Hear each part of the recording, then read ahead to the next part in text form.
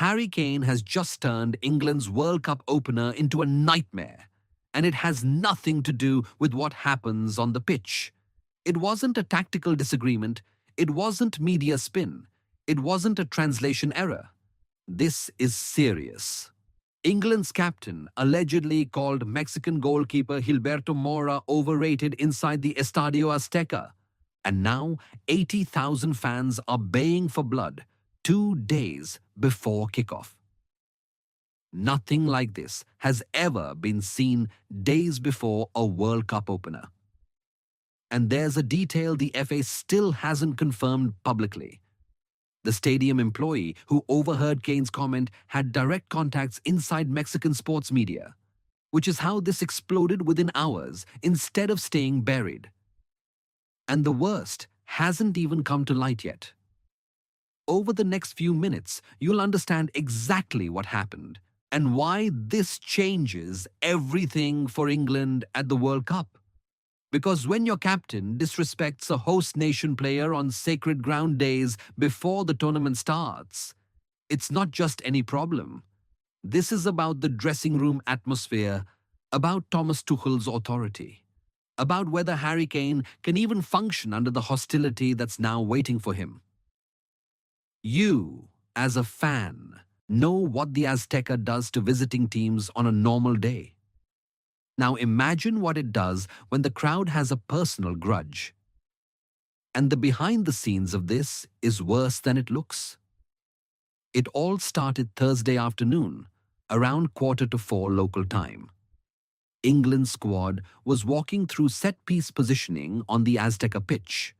The stadium was empty except for operations staff repositioning corner flags and checking equipment.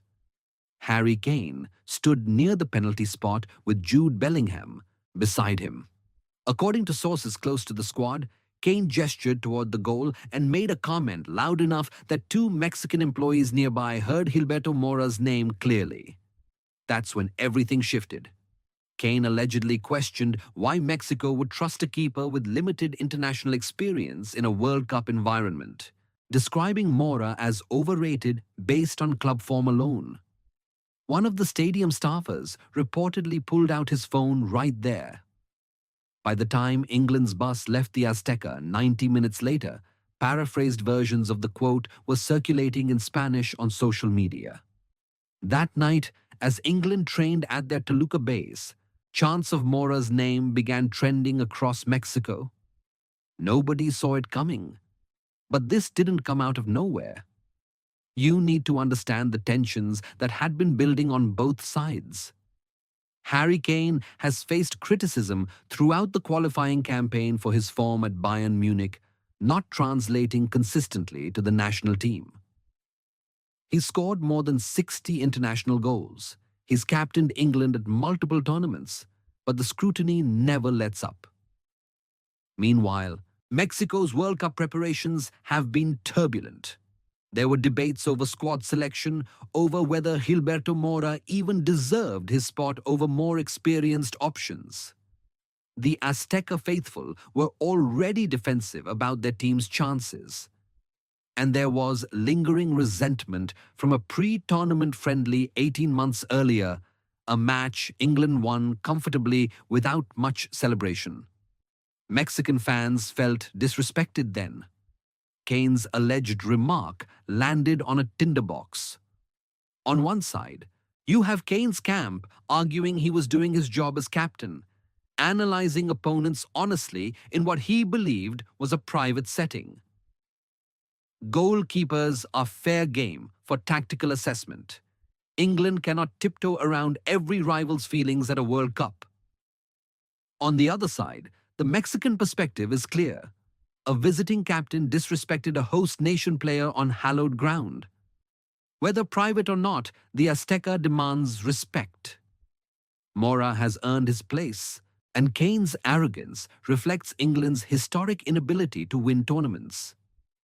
And in the middle, you have younger England players who aren't taking a public side, but are quietly worried this distraction will dominate preparation when they should be focused on altitude and tactics. And hold on, Because the most controversial detail I've saved for the end. The dressing room reaction has been split quietly. Senior players like Declan Rice believe Harry Kane was taken out of context and that brutal honesty is part of tournament mentality. But sources describe the mood as tense. Younger squad members don't want to alienate their captain, but they also don't want to walk into a cauldron because of one comment. Thomas Tuchel has reportedly kept training sessions unchanged, but held a private meeting with Kane. No public statement yet, which tells you how delicate this is. The FA is scrambling behind closed doors. Phil Neville has been in contact with Mexican Federation officials trying to smooth relations, but the FA refuses to issue a formal apology without Kane's approval. That would undermine their captain 3 days before a tournament. Social media has exploded. English fans largely defend Kane, arguing that opponents get analyzed and sometimes that analysis is harsh. Mexican fans and neutral observers accuse Kane of colonial arrogance. Hashtags in both languages are trending globally. The press on both sides has evidence to support their narrative, which means this story has legs. British tabloids frame it as Mexico manufacturing outrage. Mexican outlets describe it as disrespect from a nation that's never won a World Cup on foreign soil. And what's being said behind the scenes is that Harry Kane, who's played in hostile European stadiums with Bayern Munich and knows what pressure sounds like, may have underestimated how personal the Azteca can get. Jude Bellingham, who was allegedly the only England player close enough to hear the original comment, has stayed silent publicly. That silence is its own kind of statement. Now the consequences are stacking up fast. The Azteca crowd will target Harry Kane relentlessly during the opener. Thomas Tuchel may need to adjust tactics if Kane becomes too isolated or emotionally affected by the hostility. England's entire World Cup narrative could shift depending on the result. If England loses, Kane's comment becomes the story that derailed the campaign. If England wins convincingly, Kane is vindicated and the controversy fades. But Tuchel must decide within 48 hours whether to address the situation publicly or let Kane face the crowd without backup. And this is where it gets even more serious, because Thomas Tuchel is caught between two bad decisions. If he publicly backs Kane and dismisses the controversy, he risks inflaming the Azteca crowd further and turning the opener into a cauldron that rattles his entire squad. But if he distances himself from Kane or issues an apology, he undermines his captain's authority and signals weakness to the rest of the team. FIFA has no grounds to intervene, but the diplomatic tension between the FA and Mexican Federation could linger for the entire tournament. There's also the hidden detail almost nobody has noticed. Strong rumors point to the existence of brief video footage from a stadium security camera that may have captured Kane's gesture. No outlet has published it yet. But if it surfaces, it could either exonerate Kane completely or make things significantly worse. And the clock is ticking.